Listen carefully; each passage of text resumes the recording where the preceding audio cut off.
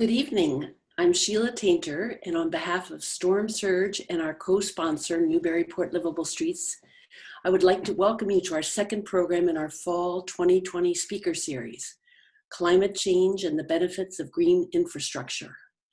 All around the world, communities are experiencing the impacts of climate change.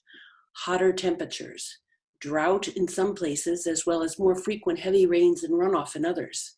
More intense storms and rising sea levels.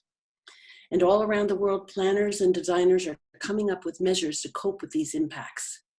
We're fortunate to have with us tonight someone who has extensive experience dealing with these issues and can introduce us to the concept of green infrastructure and how we can use proven strategies to make our community more resilient. I am so pleased to introduce you to Bob Uhlig, a landscape architect and urban designer who lives here in Newburyport. Bob Uhlig is a principal at Halverson Tie & Bond Studio, a landscape architecture, planning, and urban design practice based in Boston. He has many years of experience planning projects ranging from parks, waterfronts, and streetscapes to commercial, residential, and campus landscapes. He has led the design and project management for a variety of sophisticated multidisciplinary projects that solve site design and engineering challenges and involve the seamless integration of art, architecture, and natural systems. Bob says that his greatest satisfaction comes from working collaboratively with clients and consultants on projects involving the incorporation of art and architecture into the natural landscape ecology. In addition to his professional practice, Bob contributes his expertise to a variety of public organizations focused on design and improving the public realm. He serves as a mayoral appointment to the Revere Beach Design Review Board and Suffolk Downs Revere Design Advisory Committee, as well as on the East Boston Greenway Council Board of Directors. Bob also serves on the Landscape Architectural Advisory Board and as a periodic guest lecturer and critic for Boston Architectural College and Roger Williams University, and is a frequent speaker at industry conferences. Bob has also had an impact locally. He has served on the Newburyport Parks Commission, the Newburyport Community Preservation Committee, and is chair of the Newburyport Redevelopment Authority.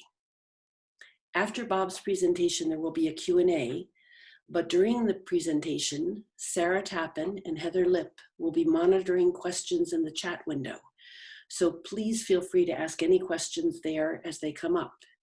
If you're having technical difficulties, let them know in chat and they'll help. And now, please welcome Bob Uhlig, who will share with us what is being done in other places to deal with climate change and what we can do right here in Newburyport to confront our own climate changes. Thank you, Sheila. Good evening, everyone. Thank you for joining, and I hope you find this a fun and informative way to spend your COVID-free Thursday evening. I wanted to start by dedicating this talk to a good friend and Christian mentor, Don Bade, who was a prior president of the local Parker River Clean Water Association and passed away this week. And it's ironic that we're discussing a topic, that is pretty close and near to dear to his heart and what his focus was. So, and as for me, as Sheila said, I'm going on to, I can't believe it, but I'm going on to my 35th year as a practicing landscape architect, 33 of those years having relocated here from the mid-Atlantic states and living in Newburyport and working in Boston, both of which are, adjacent to the river and adjacent to the ocean, has made me more keenly attuned to kind of patterns and changes to kind of the living and breathing environment that's around us all the time. And it's enhanced my interest and passion in climate change and how we can better follow the lead of natural systems where possible to guide solutions to the challenges we face. And I hope to show you that, these green infrastructure can have multiple benefits beyond just protection, but they can provide social benefits, economic benefits, and environmental benefits.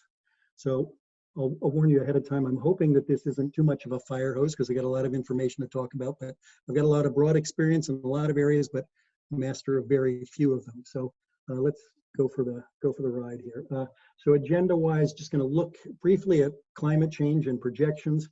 I know a lot of these we've seen and I think we get desensitized to, but I think some of them are worth repeating again to set the stage.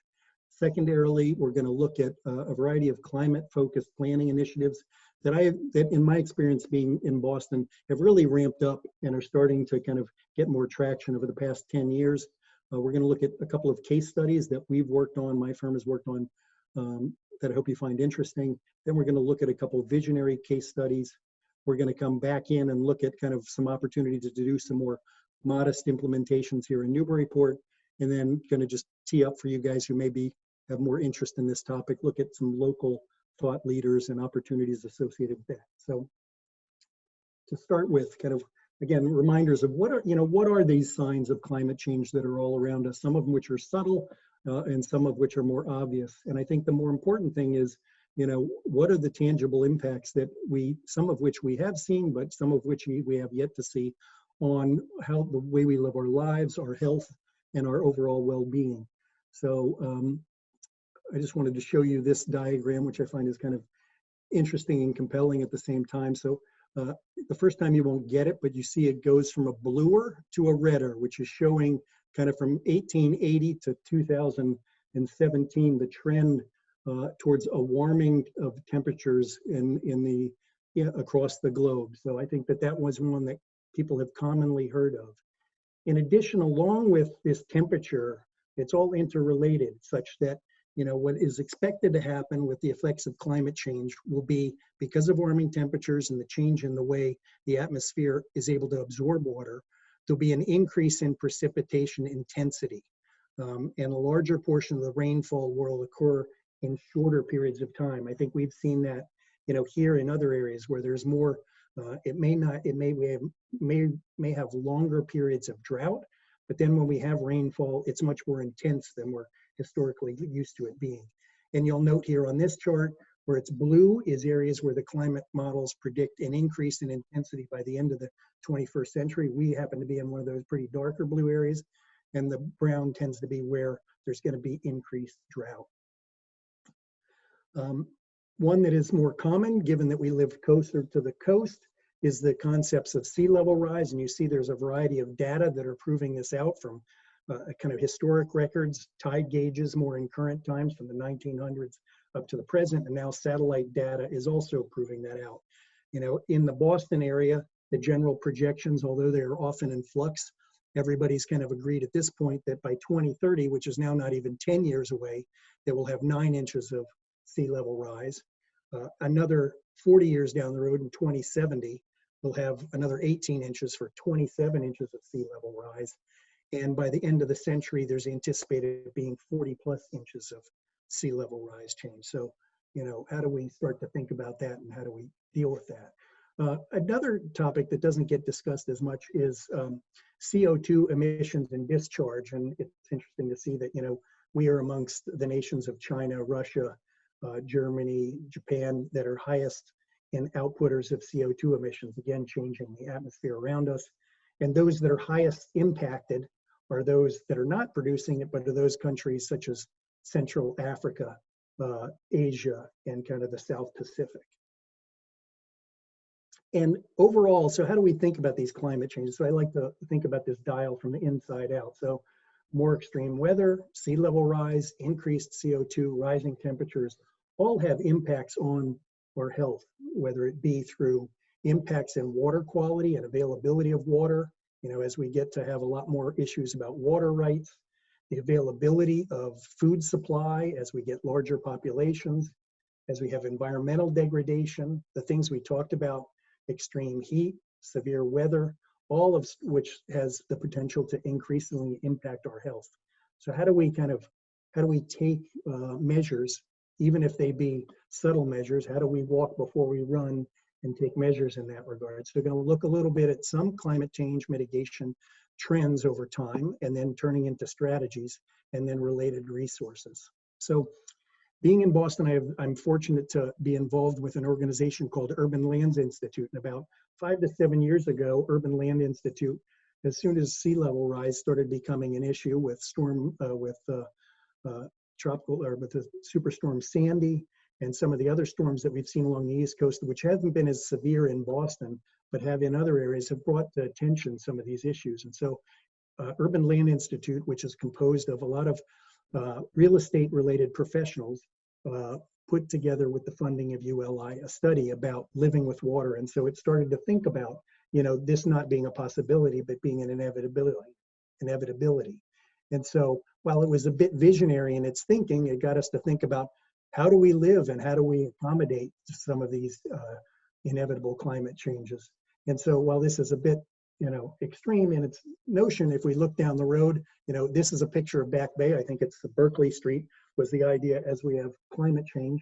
And the interesting thing about climate change is that the areas that we have filled through time are the places that the sea is most strident in its places of taking it back. That's partially because those areas of fill haven't been filled that much. But those are the areas that are most vulnerable to sea level rise. So the idea of Back Bay being a modern day Venice is something that may be, on the long distance horizon.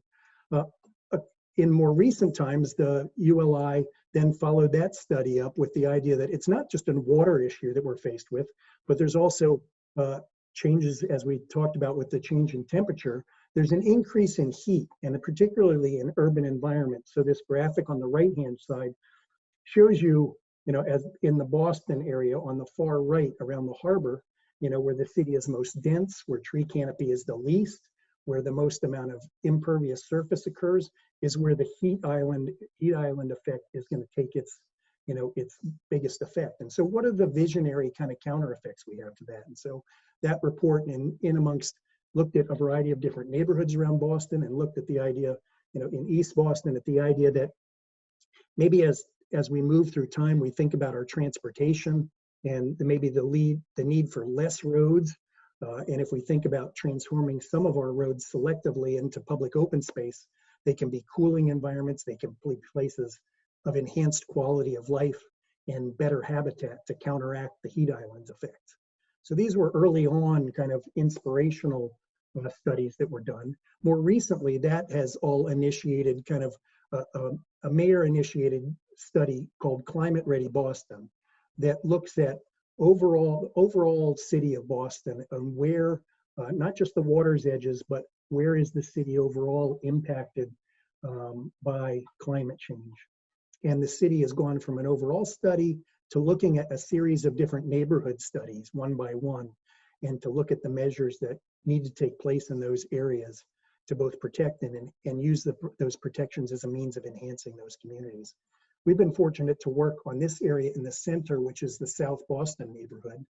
And I'm going to zoom into that now. And so as a part of that study, the South Boston neighborhood is composed of a lot of varied neighborhoods and areas. The original historic neighborhood is the residential neighborhood you see kind of more in gray and white in the middle.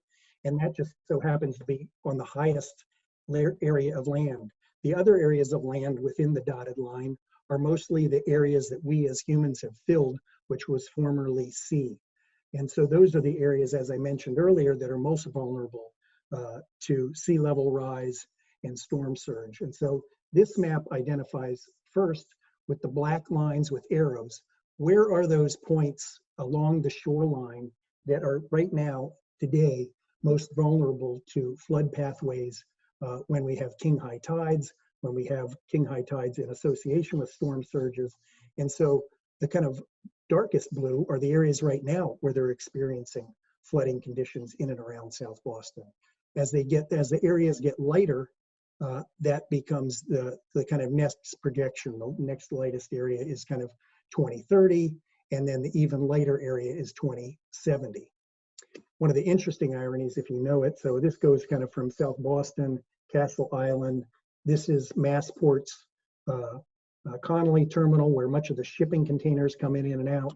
This is kind of maritime area, and then this is the more recently developed seaport, which ironically enough, a lot of this development was permitted prior to the last recession, so it all kind of occurred and was developed before kind of the awareness of sea level rise and climate change has come to pass. So now retroactively, these property owners are having to think about how do they protect their properties and enhance them. This is Fort Point Channel that's adjacent to South Station, and Fort Point Channel's vulnerability connects to the Massachusetts Turnpike, which is a low spot such that if the Fort Point Channel overtops, it has the ability to flood all of Back Bay, as the Mass Pike is kind of a lowered boat section where the water could make its way easily down towards Alston Brighton. So as we look at, again, a little bit more deeply at, this is Fort Point Channel at a king tide. And I'm going to show you a couple of, kind of head into some of the examples that we looked at. There's a variety of different examples of how one thinks about protection.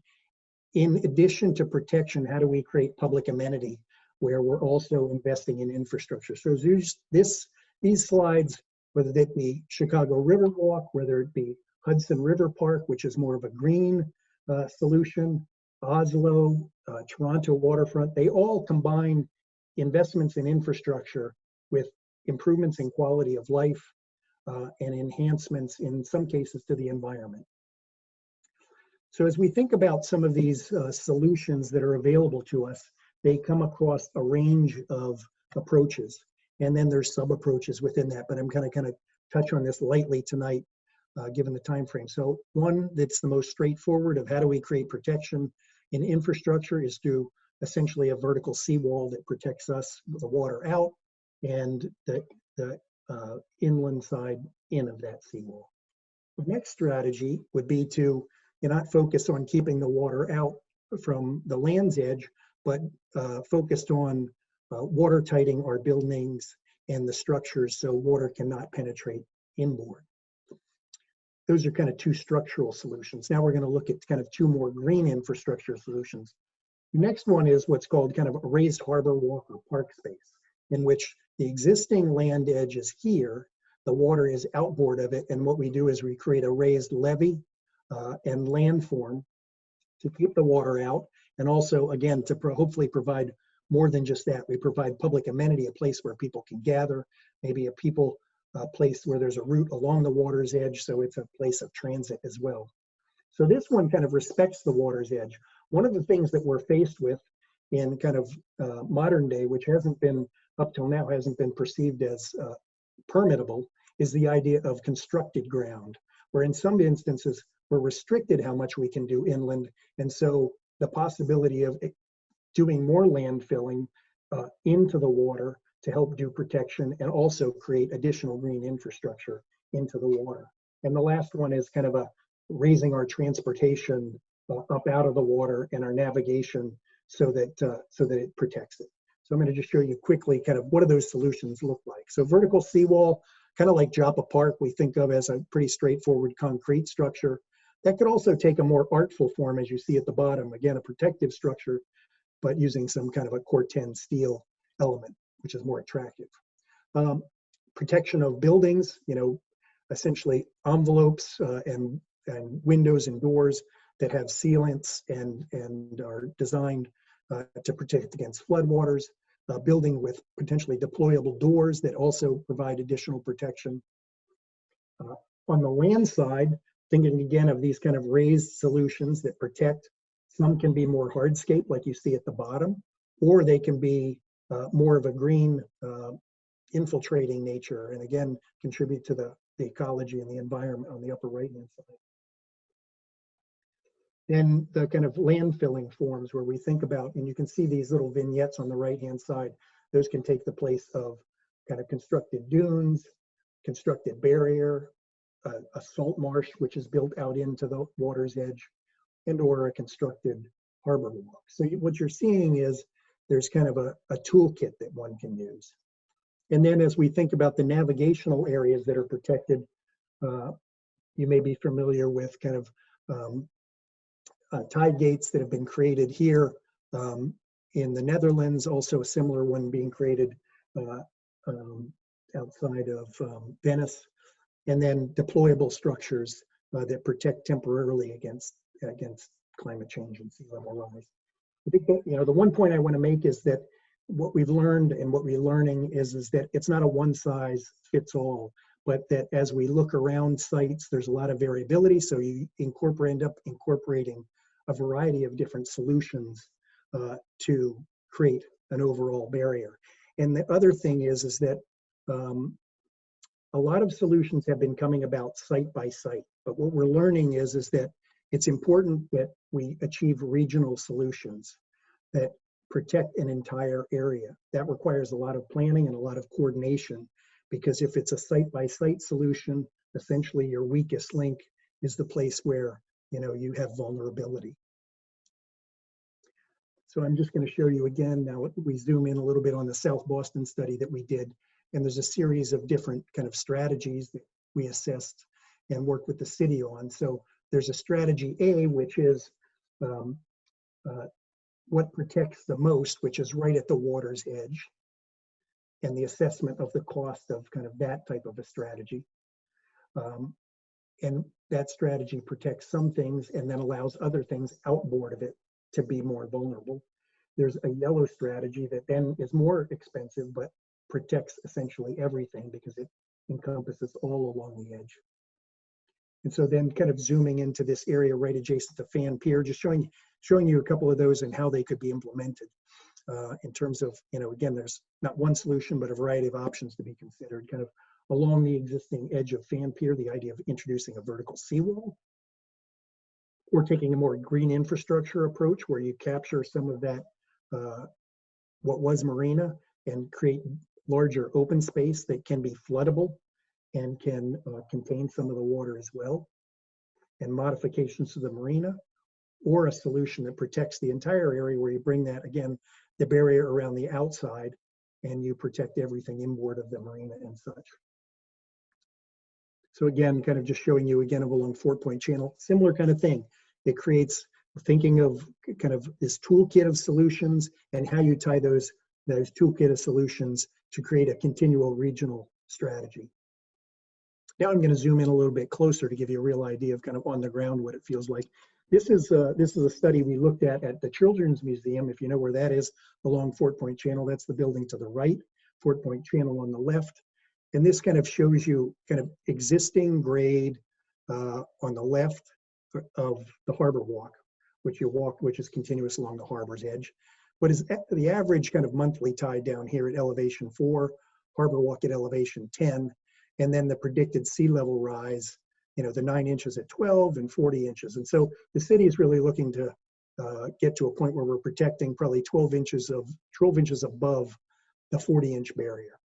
So we looked at a variety of different solutions, one of which is this allowing the harbor walk in the front area to flood, tying that permanent kind of what we call passive or permanent solution into the adjacent park, and creating what's a deployable floodgate. So this is permanent, the wall is here always, and when there's concern, this requires somebody to then come out and implement a gate, put a gate in place that then protects this additional area. This next solution, option 2, takes a different tack where it says, okay, the harbor walk is going to continue to be floodable, but we're going to introduce an element here that is kind of a wall, but it's also kind of an element that people can take advantage of on most normal days. It can be served as a bleacher where people can hang out adjacent to the Children's Museum and gather and socialize and so forth, and yet provides that additional protection. Again, multiple benefits of infrastructure investment. Or we could take a more holistic approach, put the barrier at the outside. This shows a more green or a gray infrastructure where it's just simply a wall protecting everything inland of including the harbor walk. And then a more ambitious approach, which again is this land building where it's kind of moving into the Fort Point Channel, creating living shoreline there, and then having it also as a public amenity as an additional habitat along the Fort Point Channel edge. So we're going to go from kind of this larger planning studies to a couple of projects that we've worked on that take existing sites and improve their resiliency and their environmental benefits. The first site we're going to look at is down along the Neponset River, almost to Quincy, Dorchester being here, JFK Library and so forth up in this area, and right adjacent to the Neponset River. This site here was historically had different uses through time, but is most known for being a significant paper plant in which there was a lot of contamination that occurred on the site. And so DCR became owner of this property, which is Division of Conservation Resources for the state of Massachusetts. They wanted to make it into a public amenity and adjacent to the community. And they also were interested in kind of seeing how we could create a more resilient, naturalized living shoreline along the edge of the Neponset River. So just going back, so this being kind of the living shoreline that we're going to be talking about, I just wanted to do a little primer on living shorelines. Living shorelines are great sources, and we have them all really throughout the Great Marsh here, but they're great sources of storing carbon. They trap sediment. They provide great opportunity for habitat and biodiversity as well as recreation. Living shorelines in the form of marshes and oyster reefs are actually great absorbers of wave energy during normal times and also during kind of storm events. And they're more resilient than gray infrastructure. But our tendency has been through time to more harden our shorelines. In fact, it's anticipated that 33% of our shorelines in the US will be hardened by 2100. So looking at green infrastructure instead, this is the existing edge of that Schaefer paper site. On the uphill side was some Phragmites, some invasive species here, and kind of a degraded, you can see degraded and eroded shoreline. So we were able to come in working with a local environmental consultant, Mike DeRosa from Ipswich, and we were able to regrade, remove the invasives mechanically, replant with Spartina here, and then after a period of about 2 years, get this living shoreline to establish. And then this is the upland side of that park as a recreational resource for the community. Now we're going to move downtown to a more highly developed site. Also, again, highlighting its kind of the opportunity for benefits. This is the East Boston harbor edge, directly across from kind of, you'll probably know more readily, Marriott Long Wharf, the aquarium, and Christopher Columbus Park. It's this is the site in its prior condition. It too had, like many of our waterfronts, just like Newburyport's waterfront, had a lot of industrial uses that resulted in those prior uses once either going away or abandoning the site left degraded environmental contamination. This site happened to be particularly blessed with asbestos contamination. So that the cost of that, as well as real estate values up until the past decade, made development in East Boston not as practical. But given the current, up till now, the current real estate increase in East Boston made this site practical for redevelopment. So this redevelopment was facing both the kind of environmental issues, subgrade, as well as being adjacent to the harbor with sea level rise issues and climate change issues facing it. So one of the things that City of Boston now is looking at is the idea that new development has to plan for sea level rise. In fact, it has to design for what I described as for commercial applications, it has to plan for 40 inches of sea level rise, but plus what they call 12 inches of freeboard, which is in addition to that 40 inches of sea level rise, it's got to plan for additional 12 inches for establishing what is the floor level of commercial structures. That is increased to 24 inches over the 12 inches for residential structures. So when this project was being developed, given the environmental conditions, it was also beneficial to raise up the finished floor elevations of the site as to not to get it down into the contaminants. So there's a parking garage underneath it. So one of the benefits of building along the harbor is there's the commitment to Chapter 91, which requires public access all along the site. So you will notice as I show you some of this, there's some terrific public access improvements that the developer is committed to within this whole site, both along its perimeter as well as in the center of the site. And so I was going to show you some of, this is a view from the harbor's edge looking back with kind of a living shoreline and a built up amphitheater area. And then this is the kind of final product, which was just completed within the past year, all residential, some condos and some apartment buildings. We were able to salvage a lot of the granite block that was used in the seawall of the project to reclaim and reutilize in this kind of stepped amphitheater that steps down to the living shoreline.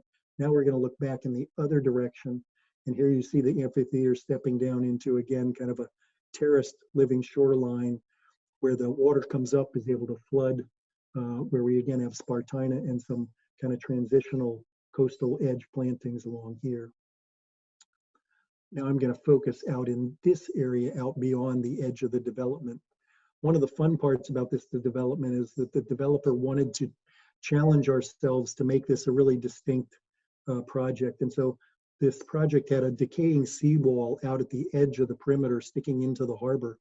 And instead of taking on the development rights and developing the project the whole way out to closer to the water's edge, we talked about creating a living shoreline. Instead of filling, we actually excavated out this area and created a hole in part of the seawall to encourage the seawater to come in, and for it to, as the public is able to get close, we wanted to highlight for them this, twice a day experience firsthand of the drama of kind of tidal change. And so I'm going to show you a little cartoon of, this is the site, this is the building projection, and then this is the public walkway that goes around. And so this is kind of at low tide, and there's a progression of the water infiltrating from the sides as it gets to mid tide and then progresses up to high tide, so that at high tide, you essentially, when you're on this public walkway, feel like you're in the middle of the harbor. And so this is kind of the resultant condition where the living shoreline in the foreground, which is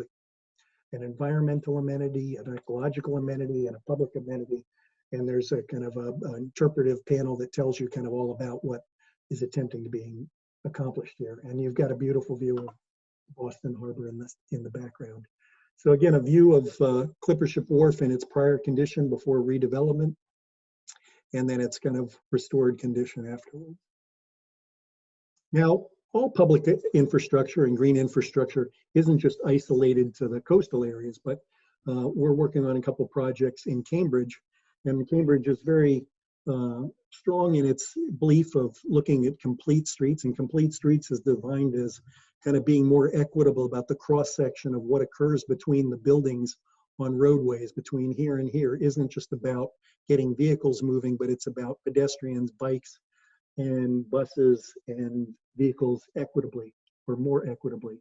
So this street is called Western Avenue. It has a companion street, River Street. Western Avenue goes, as its name implies, goes west towards the Harvard Alston campus from Central Square. On the next parallel street over is River Street. This project is completed, and we're now working on River Street in a similar vein. But what you'll see is on the right-hand side, this project has been driven by an infrastructure replacement project. So while those infrastructure is being replaced, we've been able to move it out into what was the edge of a travel lane and create a widened streetscape on the one side. So that has involved, again, rebuilding of infrastructure below grade, and then the above grade benefit is this. On the far side, you get an enhanced, treeway, tree zone, and public amenity zone along the street edge, sidewalk along the back edge, and then on a more enhanced opposite side of the street where you've widened it more readily to accommodate bus shelters and green infrastructure plantings right along the street edge in association with where you eliminate parking. And so all of this is buffered, and then you get a very highly defined kind of off-road bike zone, cycle track, separate and distinct from the pedestrian circulation.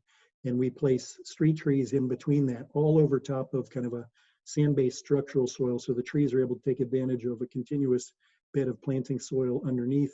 And then the cycle track is pervious asphalt. So what's that look like in the completed condition? This is the completed condition. Again, you get a great healthy row of street trees that's taking advantage of the fact that there's good soil underneath the whole thing, water infiltrating into it, and then periodic plantings that break up the width of the street overall. In addition to that, at certain points in the street, we were able to take advantage of continuous planting beds along the edge and breaking the curb to allow stormwater to come in, stormwater to infiltrate here, sediment get dispersed, and nutrients get dispersed before the overflow heads into the public storm drain. So a couple project in Cambridge there. Now I'm just going to step back for a second and kind of look at bigger picture. You think these are interesting. I think it's really interesting to see what's being thought of around the globe, just to be really ambitious for a minute. So Copenhagen has experienced some pretty extensive flooding in the recent years, which has woken themselves up to, you know, having to take measures to combat that. So Copenhagen is predicted to get essentially a 50%, up to a 50% increase in rainfall during the winter, in combination with almost a 50% reduction in precipitation in the summer. So they're going to have much greater drought conditions, but much greater precipitation conditions in the winter. And so this is one project of 300 projects in which they're looking at redesigning some of their public open space to help accommodate that. So this is a project called Ivanhaven Park, a classic little park in which they've rebuilt each of these to have substantial infrastructure and water support capacity below grade, where you don't see it, and some places where you do see it. So one of the projects, this particular park here, is being built kind of as a 1 meter down in park that can be a public amenity during most days. But when there's strong storm events, instead of stormwater going to storm drains and being headed out to the river or flooding the local areas, given the capacity of storm drains, instead the stormwater is fed to these particular locations, both here above grade and to these areas below grade. And just this one area is able to accommodate essentially the equivalent of 10 Olympic swimming pools. And then this water is slowly then released into, versus rapidly released into the environment, slowly released. It can also be used for street sweeping and for tree irrigation. Another pretty bold move is in Bangkok, where the city has developed over much densely than it was over time, and given its density and amount of impervious surface, has had a lot of environmental degradation and water runoff and erosion issues. And so they've taken the measure of kind of akin to the Central Park vision for Central Park, which Central Park existed before the city did. In this instance, this is kind of a retroactive Central Park, creating a 12-acre Central Park in the center of Bangkok, of which stormwater is captured along the main boulevard re-envisioned as a greenway, and that stormwater redirected, much like the vision of kind of a tree and its roots coming out from it, to this Central Park. And then that Central Park becomes a place where it's a destination, you know, where there was lack of green space in the city, there is green space, and it's productive green space for enhancing quality of life and contributing to the ecology of the city. And then more locally, looking at Portland, Oregon, I happen to be very fond of this project, in which the site was excavated to where it was filled to try to harken back to its former ecological basis as Tanner Springs in Portland, around which there was development. And this site is both beautiful and functional in that it has environmental benefits and ecological benefits, provides habitat. Stormwater from the adjacent sites is brought here where it can be pre-treated and captured instead of, you know, overtaxing the municipality. And then, you know, who's to say that green infrastructure can't be artful? The reuse of railroad ties as an art form within the site. So a lot of different benefits, and then this site becomes such a destination that it has terrific economic impact to the area around it. Now coming back to where we live and opportunities here, thinking even modestly, I want to go back to, we first, Ellie Baker and I, who's a local woman who works for Horsley Witten Group, we presented this idea to the city. It's hard to believe that it's already 10 years ago. That looked at the amount of large paved areas that we have in Newburyport, you know, any number of them. Here you see highlighted from the Park and Ride, Port Plaza, Anna Jake's Hospital, etc. That there's a lot of paved parking lots and a lot of runoff, a lot of impervious surface, heat islands, and you know, what do they typically look like? They typically look like this. And how do we deal with stormwater? We often look at putting in subsurface highly expensive structured systems below grade to hold that water and so that it doesn't run off. We're talking about, as we look through time and, as the reliance on personal vehicles potentially decreases and we hopefully head towards more public transportation, there are opportunities. I will grant you that this is pretty visionary. Is there opportunities to remove selectively parking areas and provide green infrastructure? Well, you may say that's crazy. You may look then at this slide, which shows a pretty traditional parking lot, given that even though it's tandem spaces, it's probably a corporate parking lot, but you've essentially reduced what could be 100% paving into about a 50% green, 50% hardscape to reduce and capture stormwater on site. Also, within Newburyport, we're challenged by the fact that we've got High Street, which is high, and Merrimack Street, which is low, and we have a lot of wide roadways, be it Kent Street, Broad Street, King Street, State Street, etc., on down to the Federal Street to the south end. And so a lot of the challenges that we face, especially if you ask business owners downtown, is a lot of that water during these storms that we've been talking about with high levels of precipitation and runoff result in flooding downhill from that, all as the water heads from High Street towards the river, and if we think boldly, we think about kind of projects that are, again, harkening to Portland, where we think about public streets and analogize that to what we've just talked about, and the ability to introduce green infrastructure where you can see kind of the curbs along the edge of the roadway allow for stormwater to penetrate, and then some of that stormwater is then captured, filtered, and held before it's released and can be amenities for the landscape as well. And if we think about that along some of our existing streets, it's easy to picture those without much interruption in what exists there now. So what are the benefits of stormwater management? Again, they kind of retain water for a longer time period versus running off. They reduce the amount of erosion.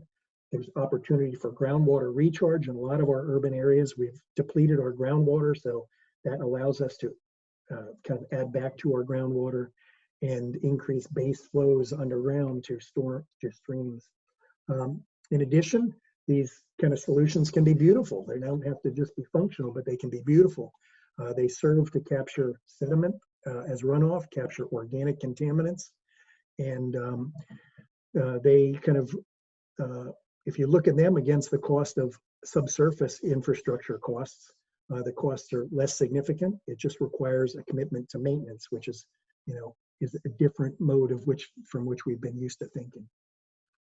So if we look at opportunities, if you think about Greenleaf Street, along where the CVS is, expansive amounts of asphalt, couldn't there be opportunities to introduce elements like this that allow for stormwater runoff and green infrastructure to take place?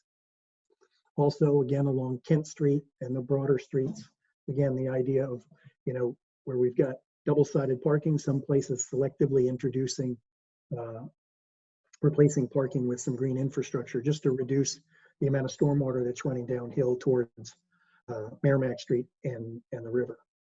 So what's that look like in cross-section? Here's our kind of existing conditions where we got two-way travel, parking on both sides.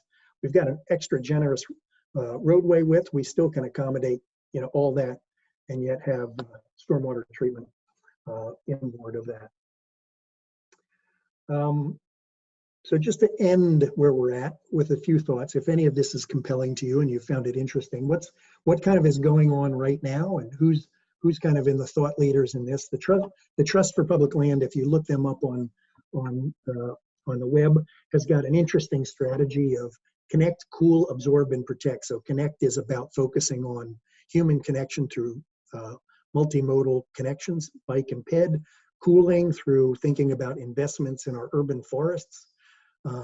Absorbing is thinking about the kind of surfaces that we've got, so we reduce runoff, and protection is as we've discussed, strategies of sea level rise and extreme climate protection.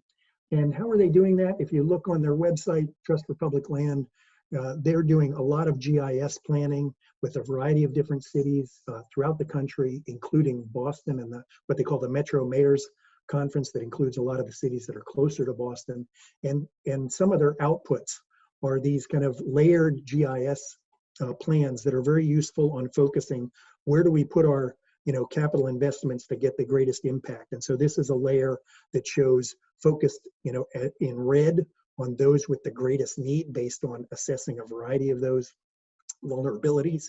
And some of those layers include assessing where are the heat islands most extreme, where are the places that we may not often think about where there's structures, whether it be electrical substations or sewage treatment plants or other critical services or hospitals or police stations or fire stations that may be vulnerable to climate change, and protecting those. So all those layer up to give us, assist us in assessing where investments are most needed.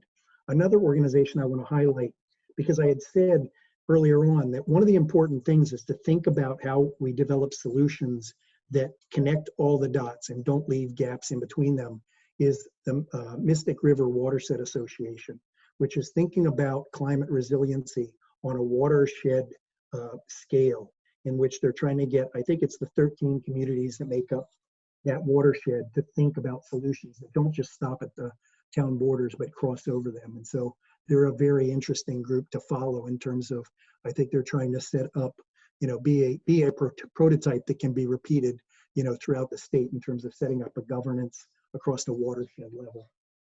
And then in terms of funding, this program is started as a kind of small effort, but the governor and the environmental secretary have started to get behind this, such that cities can become, and I think Newburyport is an MVP city already, they can get funding to have municipal vulnerability plans prepared, and based upon the vulnerabilities identified in those plans, then submit grants to address those issues as related to the priorities. And so this program is starting to ramp up in terms of the funding available to it. But the continued challenge for the state and for all municipalities is kind of the governance and how they both raise the capital for levying fees to pay for this, as well as for the infrastructure, as well as long-term maintenance. So if that's not enough for you all, I hope that was of interest. And if you got any questions, happy to kind of chat more about it. So anybody who's interested in asking a question, feel free to come off mute at this point and speak your question, or type it in the chat if you prefer.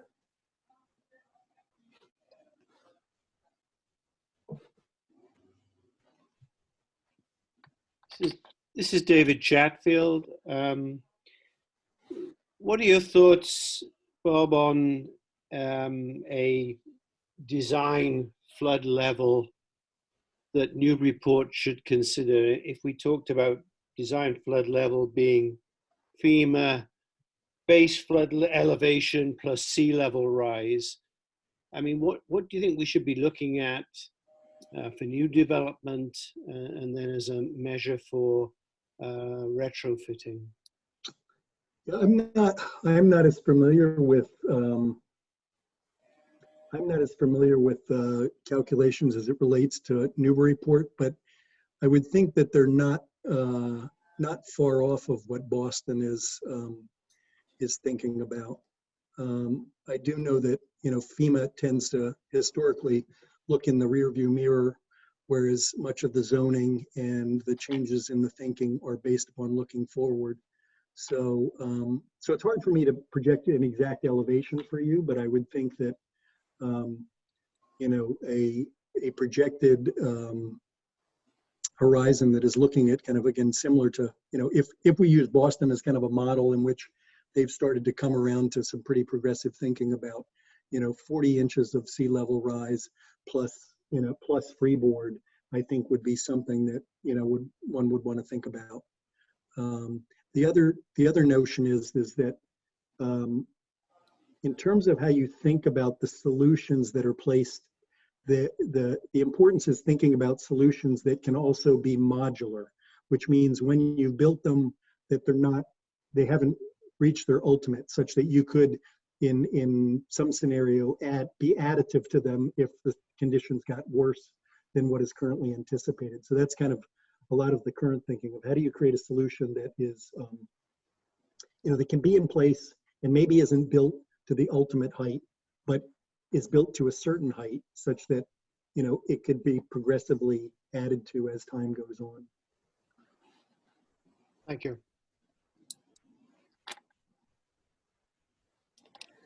Bob, I think some of the solutions that you've been involved in Boston are just beautiful.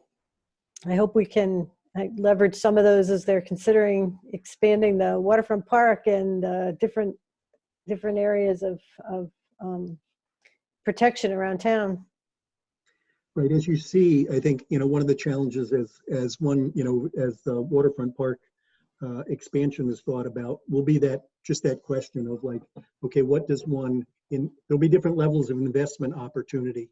Do we allow the Riverwalk to be flooded, as we look into the future, or do we protect that? If we protect that, that has a different kind of, it has a different look and feel to what the edge of the harbor, the Riverwalk is now versus, what it would be in that future. Or do we look to inboard of that? Do we allow the Riverwalk to be periodically flooded such that the protection occurs kind of inboard where the park is, such that the park is built up? I think one of the good benefits of, the waterfront park and some of the challenges of, again, like all the sites that we talked about on these, industrial waterfronts where there's contamination. The beauty is that it's going to be beneficial to build up because you'll be capping contaminants, but you'll also be building up, which gives you a better view of the water, and you'll be building up, which will create protection. The challenge will be that, the waterfront park, if it's built up, will only protect that area, but you'll have vulnerabilities, to either side of where that protection occurs. We have a question in the chat from Anita Brewer. She's asking if people are looking into shifting some activities into the water as it rises, like floating housing or floating solar power structures or even agriculture. That's interesting. I've seen it in a lot of the visionary discussions about kind of what does the future of development look like. I haven't seen any too many in application, so to speak. I have seen some more floating wetlands, but much more on a smaller scale. I think they've actually introduced one into the Charles River recently. Great idea. Other questions? Yes, this is Bonnie Sontag. Hi, Bob. Hi, Bonnie. I hear your warning or idea that we should really have a complete resiliency plan, and your comment right now about Waterfront Park is a good example of that. So you do something on one site and then it could have adverse effects on either side or elsewhere. My question is, though, in the interim, given that we don't seem to have, even unless I don't know about it, any initiatives going toward having a more expansive plan in Newburyport, would you think it would be advisable to consider some land use zoning changes that would incorporate ideas for green infrastructure into projects through special permits or site plan review or something of that nature? Or would that potentially lead to more problems than if we just left it until we had a bigger plan for the whole city? That's a good question. Doing something is better than doing nothing, I think. And I think, the one thing is that there's this notion of, you really can't impact the ocean. The ocean is going to fill wherever it's going to fill, such that if you did market, I'm not necessarily saying so, if you did Waterfront Park, would it adversely affect, otherwise, because it's not like because you're filling Market Landing Park in and raising it up that you're actually going to affect what the ocean fills, because the ocean's going to fill one way or another. If those elevations are lower around it, it's still going to fill those elevations, not just because you've added land to the ocean in a 1 acre amount. That said, I think, any strategies that can be forward thinking relative to zoning and looking at, changes to development, I think are both wise and proactive. I think, again, I think some of the things that Boston has been looking at are, really smart. I think the more we can introduce green infrastructure both into our site and into our architecture, the better off we're going to be, because it's going to not just a sea level rise, but in just, any number of environmental benefits. I'm just kind of been amazed that Boston hasn't gone along with other cities and required green roofs on any of its new construction or retrofitted construction, because I think that's an easy win in a lot of regards. Thank you.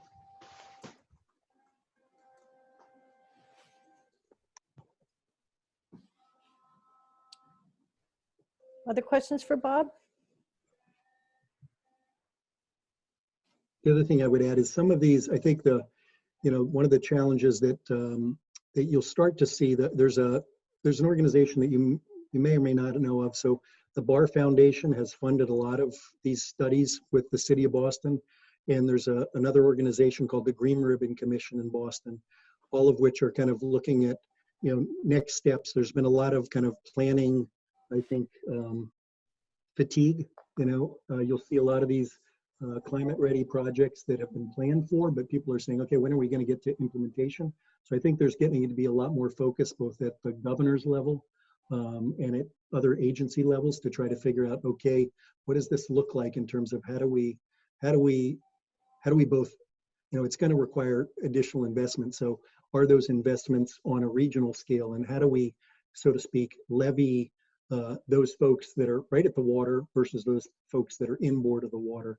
Because those that are at the water's edge, so to speak, are more prone to it, but they're, in effect, if they invest, they are protecting people inboard. So I think there's the thinking about, an equal levy across that. But that's still there's a lot of calculations going on and a lot of people thinking based upon other precedents around the world. And there's also the idea of a storm, we have sewer and water taxes that we pay. I think there's a lot of thinking about stormwater taxes, and those taxes are often have some basis on a factor of how pervious or impervious your site is. So if your site is highly impervious, your rate of taxing is higher. If your site accommodates stormwater much more readily, your tax rate is much lower. So it kind of encourages you to be more environmentally friendly, so to speak. Just to repeat a couple of questions that we answered in the chat. Bob's presentation is being recorded and it's being shown tonight, and will be repeated on some of the local cable TV channels.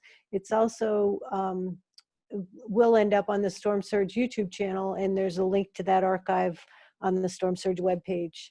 So you'll be able to find it and share it if you'd like to. Bob, have you had a chance to look at the Newburyport Climate Resiliency Plan? It's only recently been released, but I wondered if you'd had a look at that. I have not. Reaction?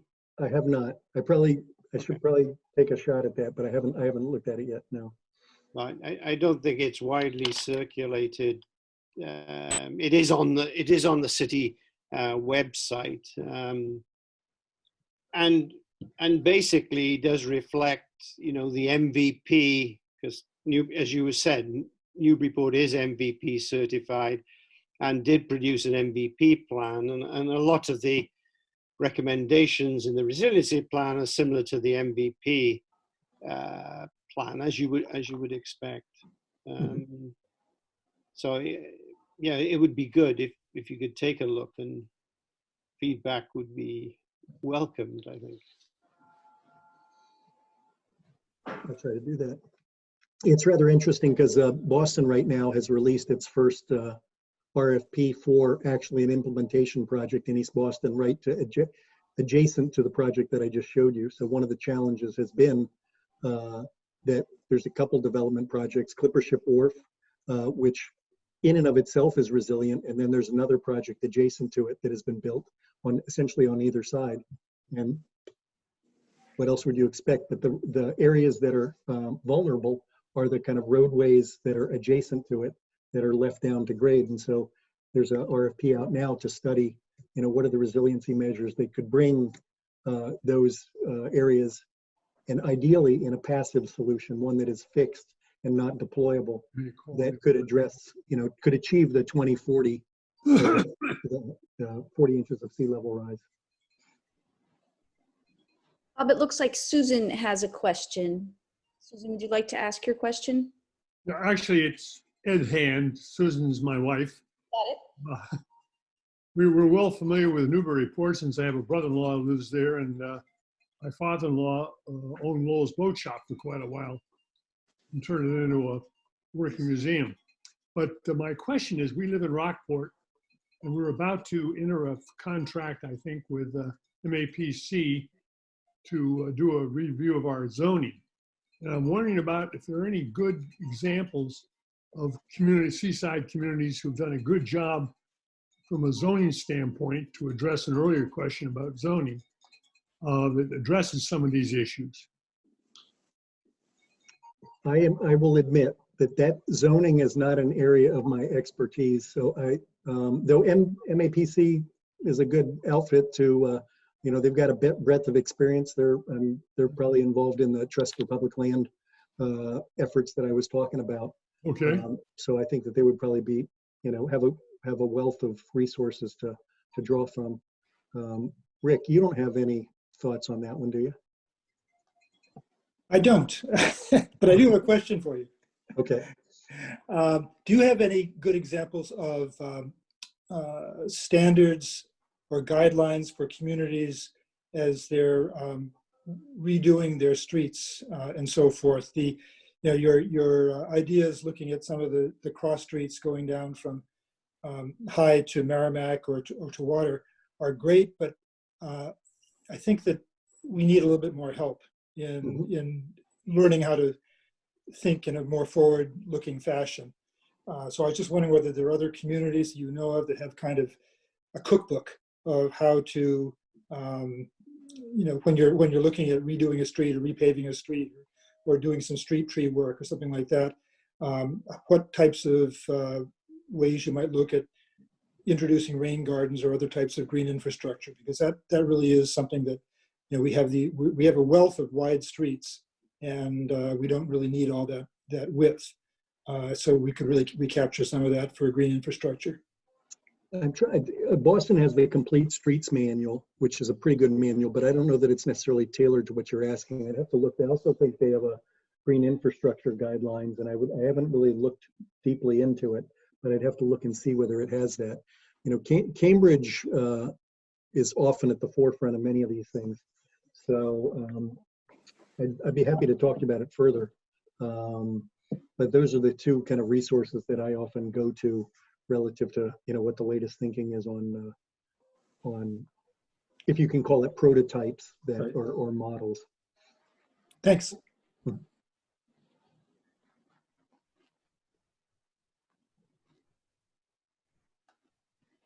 Okay, well, we're at the top of the hour. Are there any other questions at this point? Sheila, do you want to take over? Yes, I was just trying to, but I was muted. Oh, I've taken care of that. So Bob, on behalf of Storm Surge, Newburyport, Livable Streets, and all of us watching live, I want to thank you for such an illuminating and interesting presentation. It really is inspiring to see examples of what can be done for useful purposes, but also for beauty. You've given us lots of food for thought for what we can do here in Newburyport. I hope our audience members will join us for a wonderful follow-up program on planning for resilience on the third Thursday in December. Steve Whitman and Liz Kelly of Resilience Planning and Design will talk about what resilience looks like on the ground and how it can be used to address food security, climate change, natural resource protection, and equity-related issues. So I think it's a wonderful follow-up to what Bob has done tonight. I want to thank you all for coming, and good night, and I hope you all have a wonderful Thanksgiving.